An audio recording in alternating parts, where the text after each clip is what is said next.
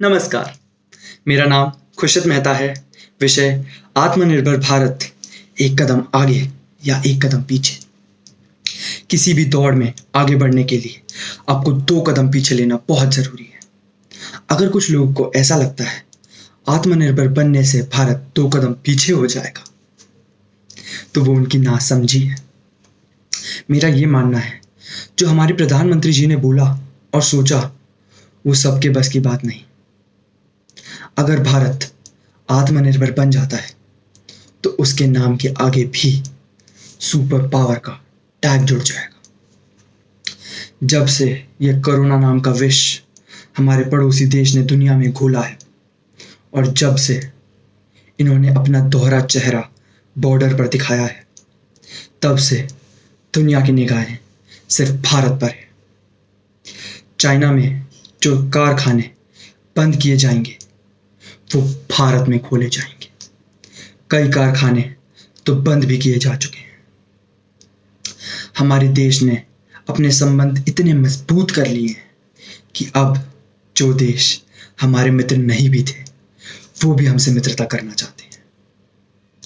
Make in India, ये आत्मनिर्भर भारत की नींव थी।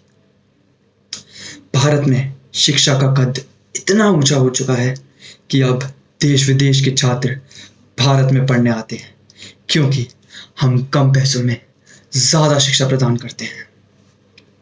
नई शिक्षा नीति भी आत्मनिर्भर भारत की ओर एक बहुत अहम और मजबूत कदम है।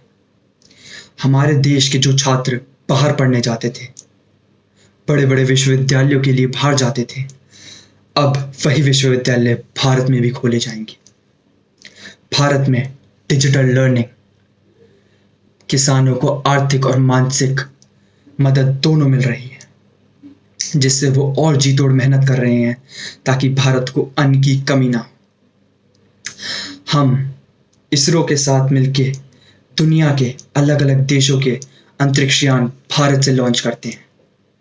कई से ऐसे देश भी हैं जो अब भारत पर निर्भर हैं अपने दिन प्रतिदिन की चीज़ों के लिए।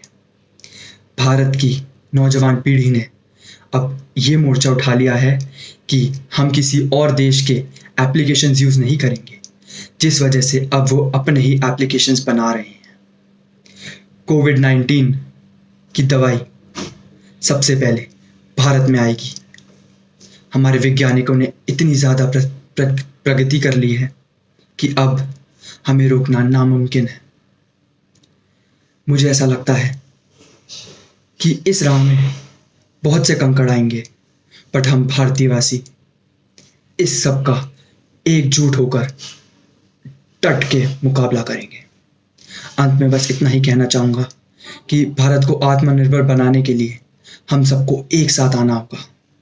और मोदी जी ने बोला था कि आपदा को ही अवसर में बदलेगा भारत, तभी जीतेगा भारत। नमस्कार।